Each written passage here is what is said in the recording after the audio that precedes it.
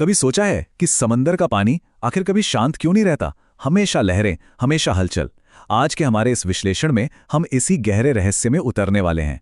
हम जानेंगे महासागरीय जल संचलन के बारे में, मतलब वो अदृश्य ताकतें जो हमारी पृथ्वी के मौसम से लेकर हमारे जीवन तक सब कुछ कंट्रोल करती हैं। Welcome to civils only. चलिए आज सिविल सेवा परीक्षा के नजरिए से इस बेहद जरूरी ज्योग्राफिकल प्रोसेस की एक एक परत को खोलकर समझते हैं। तो जो सबसे बड़ा सवाल हमारे सामने है वो यही है कि महासागर का पानी हमेशा चलता ही क्यों रहता है? इसमें इतनी हलचल क्यों है? आइए इसी सवाल का जवाब मिलकर ढूंढते हैं। अच्छा, इस पूरे टॉपिक को अच्छी तरह समझने के लिए हम इसे 5 हिस्सों में देखेंगे। सबसे पहले हम समझेंगे कि महासागर का पानी इतना अशांत क्यों है। फिर हम तरंगों, ज्वार भाटा और धाराओं की बात करेंगे। और आखिर में ये देखेंगे कि ये सब जानना हमारे लिए इतना जरूरी क्यों है। तो चलिए शुरू करते हैं पहले पॉइंट से, महासागर का अशांत जल। ये तो हम सब जानते हैं कि ये कभी स्थिर नहीं रहता, लेकिन सवाल ये है कि इसमें जो मूवमेंट होती है वो आखिर कितने तरह की होती है। देखिए, महासागर की गति को हम मोटे तौर पर 2 तरह से देख सकते हैं। एक होती है क्षैतिज गति, यानी हॉरिजॉन्टल मोशन। इसमें पानी सतह पर आगे बढ़ता है, जैसे लहरें और धाराएं। और दूसरी होती है ऊर्ध्वाधर गति, मतलब वर्टिकल मोशन। इसमें पानी ऊपर नीचे होता है, और इसका सबसे अच्छा उदाहरण है ज्वार भाटा। चलिए अब बात करते हैं तरंगों की। अक्सर हम सोचते हैं कि ये बस पानी का आगे पीछे होना है, लेकिन असल कहानी कुछ और है। ये सिर्फ पानी का हिलना नहीं है, बल्कि ये एनर्जी का एक कमाल का सफर है। और यहीं पर तरंगों का सबसे बड़ा राज छिपा है। तरंगें खुद पानी नहीं है, वो पानी में ट्रैवल करती हुई एनर्जी हैं। सोचिए, हवा अपनी एनर्जी पानी को देती है और वो एनर्जी सतह पर आगे बढ़ती जाती है, जबकि पानी के कण वो तो बस अपनी ही जगह पर गोल गोल घूमते रहते हैं। पानी आगे नहीं बढ़ता, एनर्जी आगे बढ़ती है। अच्छा, किसी भी वेव को समझने के लिए उसके कुछ बेसिक पार्ट्स जानना जरूरी है। देखिए, जो सबसे ऊंचा पॉइंट होता है उसे कहते हैं तरंग शिखर या क्रेस्ट, और जो सबसे नीचे वाला पॉइंट है वो है तरंग गर्त या ट्रफ। अब इस गर्त से शिखर तक की जो सीधी ऊंचाई है वो हो गई तरंग की हाइट।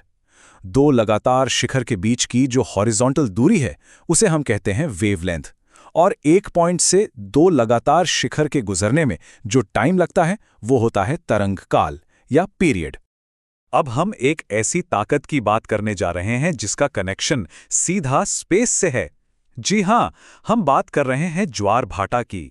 ये समंदर के लेवल में होने वाला वो रोज का उतार चढ़ाव है जिसके पीछे चांद और सूरज का ग्रेविटेशनल फोर्स काम करता है। तो ज्वार भाटा या टाइड्स आखिर है क्या? आसान भाषा में ये दिन में 1 या 2 बार समंदर के पानी के लेवल का ऊपर उठना और फिर नीचे गिरना है। और जैसा मैंने कहा, इसका सबसे बड़ा कारण है सूरज और चांद का खिंचाव। अब इस कॉस्मिक पुल के पीछे ना 2 फोर्सेस काम करते हैं। पहला तो साफ है, गुरुत्वाकर्षण बल।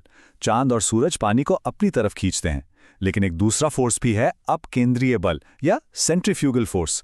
ये धरती के घूमने से पैदा होता है और ग्रेविटी को बैलेंस करता है। इसी वजह से धरती के दूसरी तरफ भी पानी का एक उभार बन जाता है। अब ये भी 2 तरह के होते हैं।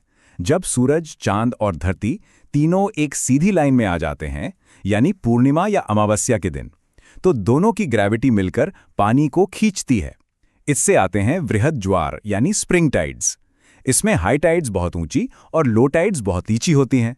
और दूसरी तरफ जब सूरज और चांद एक दूसरे से 90 डिग्री के एंगल पर होते हैं तो उनकी ग्रेविटी एक दूसरे को काटती है। तब आते हैं लघु ज्वार यानी नीप टाइड्स, जिनमें टाइड्स का रेंज काफी कम होता है। अगर टाइड्स की असली ताकत देखनी है ना, तो ये फैक्ट देखिए। कनाडा में जो बे ऑफ फंडी है, वहां दुनिया की सबसे ऊंची टाइड आती है। पानी का लेवल वहां 16 मीटर तक ऊपर उठ जाता है।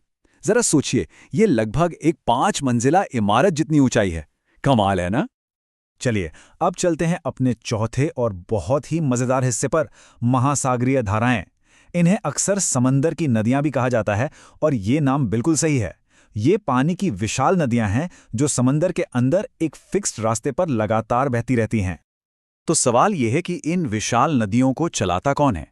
इसके पीछे कई प्राइमरी फोर्सेस हैं, जैसे सूरज की गर्मी से पानी का गर्म होना, सतह पर चलने वाली हवाएं, ग्रेविटी और हाँ, कोरियोलिस फोर्स, ये धरती के घूमने की वजह से पैदा होता है और नॉर्दर्न हेमिस्फीयर में करंट्स को दाईं तरफ और सदर्न हेमिस्फीयर में बाईं तरफ मोड़ देता है। अब इन करंट्स को हम टेम्परेचर के हिसाब से दो तरह से देख सकते हैं। एक होती हैं गर्म धाराएं या वार्म करंट्स। ये इक्वेटर के पास से शुरू होती हैं और पोल्स की तरफ बहती हैं।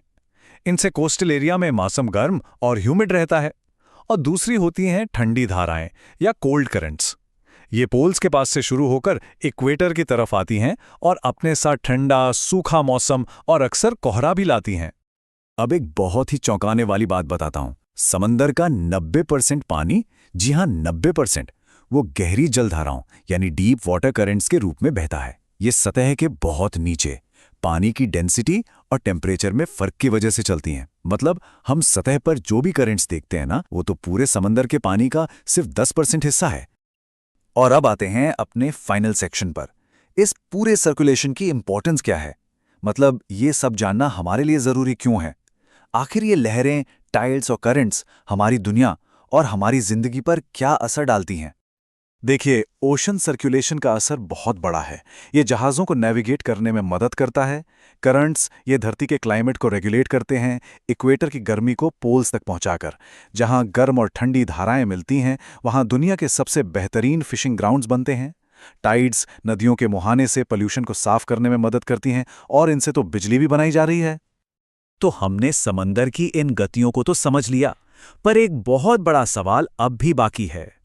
क्लाइमेट चेंज, बढ़ता हुआ तापमान और पिघलते ग्लेशियर्स इन बेहद जरूरी ओशन मूवमेंट्स को कैसे बदल सकते हैं?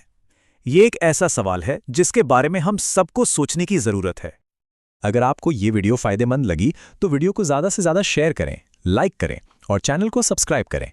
और कोई सुझाव या टॉपिक सजेस्ट करना हो तो कमेंट जरूर करें। साथ ही वनडे एग्जाम से रिलेटेड करंट अफेयर सीरीज और हमारा मेंस रिलेटेड पॉडकास्ट जरूर देखें।